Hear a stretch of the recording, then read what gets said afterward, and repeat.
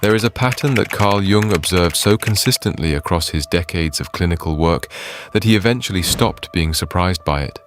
Intelligent people, self-aware people, people who genuinely wanted love and had spent real time thinking about what they needed in a relationship. And yet again and again, these same people found themselves doing something almost impossible to explain rationally.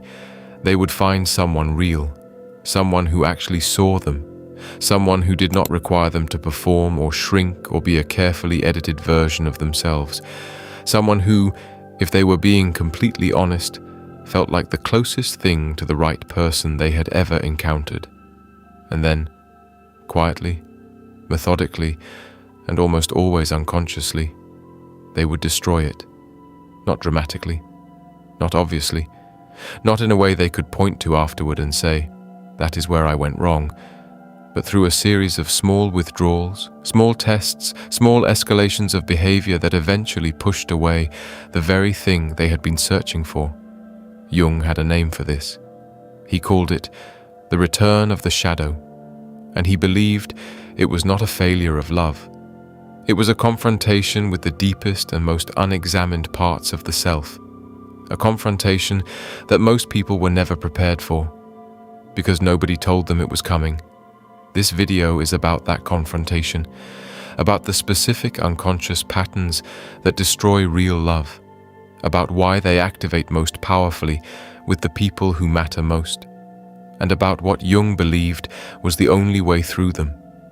By the end of this, you may understand something about your past relationships that you have never been able to articulate before, and you may see your next one completely differently.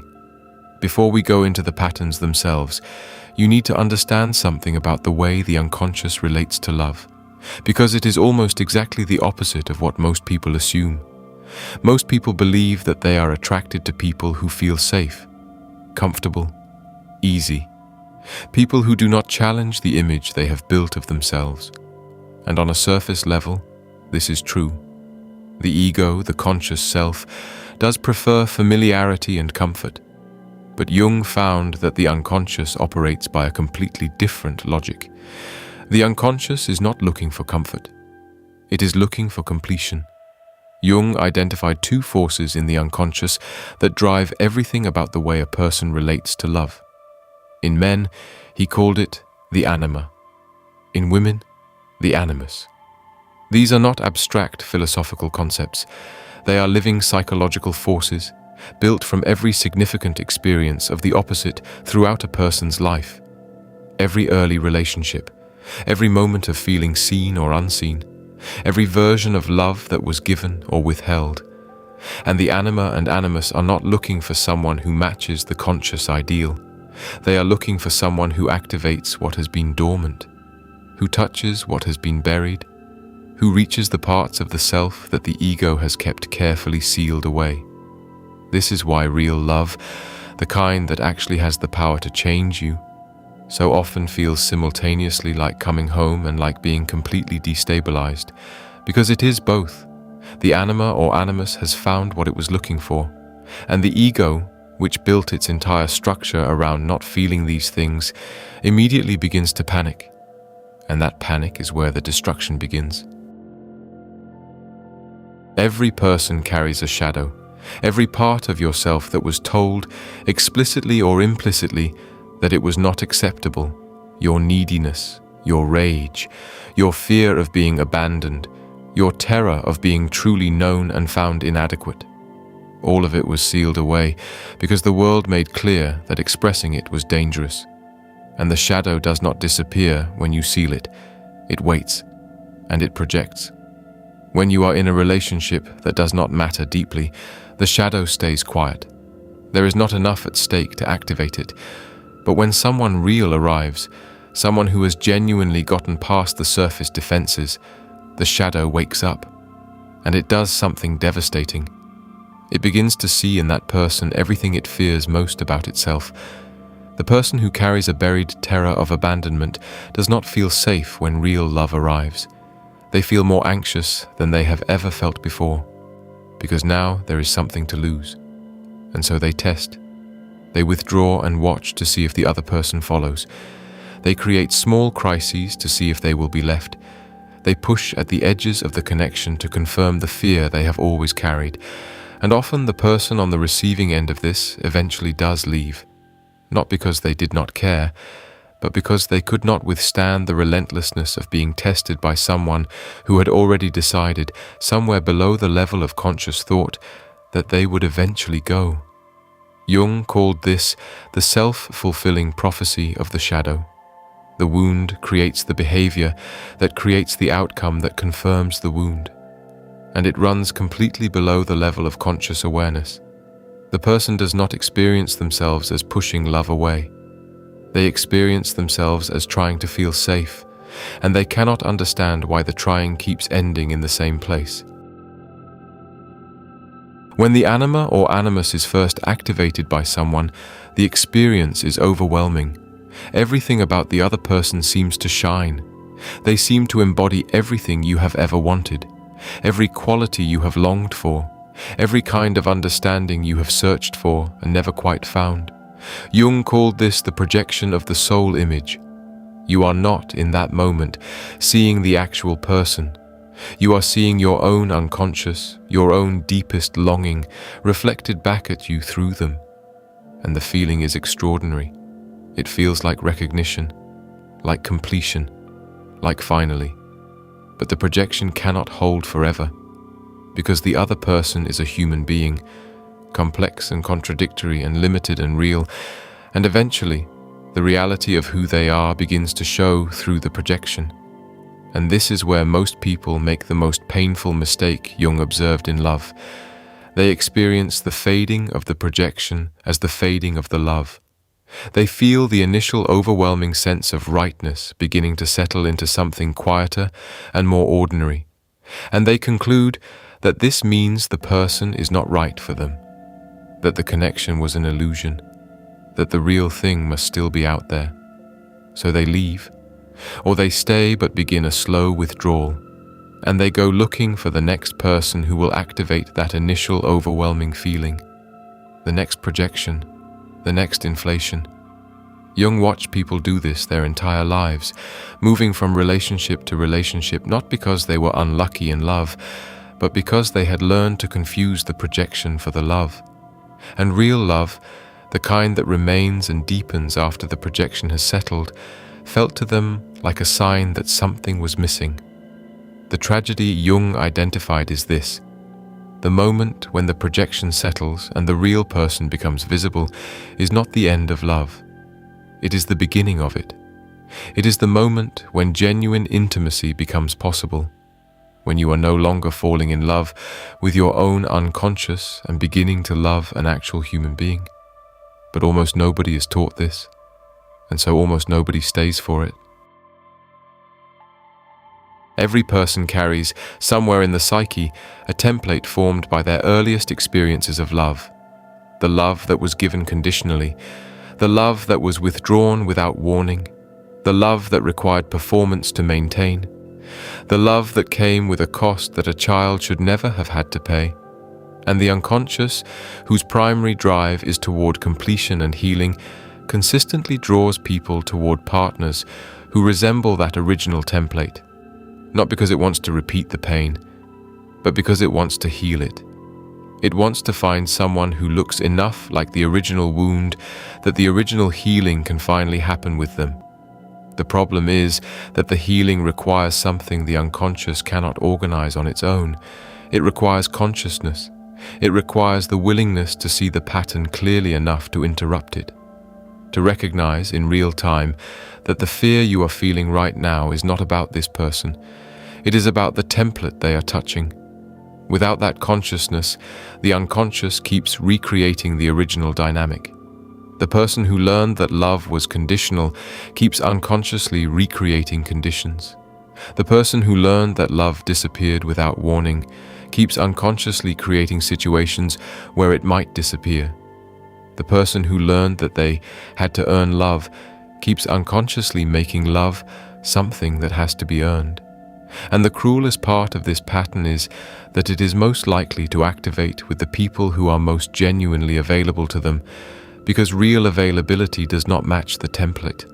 The unconscious does not know what to do with someone who simply loves you, so it begins to recreate the conditions it understands, until the love that was real starts to look and feel like the wound it was supposed to heal. Jung said there was only one way out of this, not insight alone, not understanding the pattern intellectually, though that is the beginning, but the willingness to stay present in the moment when the pattern activates, to feel the fear without acting on it, to recognize the wound without letting it make the decisions. He called this the conscious relationship, and he believed it was one of the rarest and most difficult things a human being could attempt. Jung believed that every significant relationship is an invitation to become more fully yourself, to have the parts of you that have been sealed in the shadow called into the light by the presence of another person, to be challenged, confronted, stretched, and ultimately expanded by the encounter with a genuine other. But expansion is not comfortable, and the ego, whose primary function is to maintain stability and protect the existing structure of the self, resists it with everything it has. So when love begins to require growth, when the relationship starts to ask you to feel things you had decided not to feel, to be honest about things you had decided to keep hidden, to become someone slightly larger than the version of yourself you have been maintaining, the ego looks for an exit, and the exits are always justified. The relationship suddenly has flaws that were always there, but now feel insurmountable. The other person is suddenly doing things that feel like deal breakers, but are often just triggers. The initial feeling of rightness suddenly seems like it must have been mistaken. Jung observed that people who consistently leave relationships at the moment they would be required to grow are not people who have not found the right person. They are people who have not yet become willing to be found, to be known fully, to allow love to do what it is actually capable of doing to the structure of the self. This is the most uncomfortable truth in all of Jung's writing on love, that the relationship you are most afraid of is often the one that would change you the most, and that the running you call self-protection is often the thing that keeps you most imprisoned. When the anima or animus is projected onto a partner, there is a powerful temptation to assign to that person the responsibility for completing what feels incomplete inside you, to make them the source of the qualities you have not yet developed in yourself, to live through them rather than alongside them. A person who has sealed their emotional life away may find in their partner the only access they have to feeling. A person who has buried their ambition may live it out through their partner's achievements. A person who has never learned to play may make their partner responsible for bringing joy into their life. Jung was clear that this is not love. It is a form of unconscious extraction, and it places on the partner a weight that no human being can carry without eventually collapsing under it. Because the partner is not there to complete you. They are there to accompany you as you complete yourself. And the difference between those two things is the difference between a relationship that sustains and one that eventually destroys both people. The work Jung prescribed for this pattern is perhaps the most difficult of all, to consciously develop in yourself the qualities you have been seeking in another person, to learn to feel your own feelings, to claim your own ambitions, to access your own capacity for play and joy and rest, not to become self-sufficient in a way that no longer needs love, but to become whole enough that love does not have to carry the weight of your incompleteness. The love you are capable of receiving is exactly proportional to the depth of your own self-knowledge, not your intelligence, not your achievements, not even your willingness to give, your self-knowledge, your willingness to see clearly what lives in you, the shadow material, the wound, the projection, the pattern you keep repeating, and to bring it into consciousness rather than letting it run the show from below. This is not a comfortable message. It is not the message most people want to hear when they are in pain about love. But Jung did not believe in comfortable messages at the expense of true ones. He believed that the people who found the love they were actually capable of receiving did not find it by searching harder or choosing better or getting lucky, They found it by doing the hardest and most honest work a human being can do, the work of meeting themselves, fully, without flinching. And the reward for that work, Jung believed, was not just a better relationship. It was the thing the relationship had been pointing toward all along, a fuller, freer, more completely human version of yourself, one that does not need to destroy what is real in order to feel safe, one that can finally stay. Here is what I want you to take away today. Think about one relationship in your past that had something real in it, something that you may have left too early, or pushed away, or allowed to collapse under the weight of a pattern you did not yet understand. Not to blame yourself, not to grieve it indefinitely, but to ask honestly, with as much compassion as you can bring, which of these patterns was running? What part of the shadow was activated? What wound was trying to recreate itself?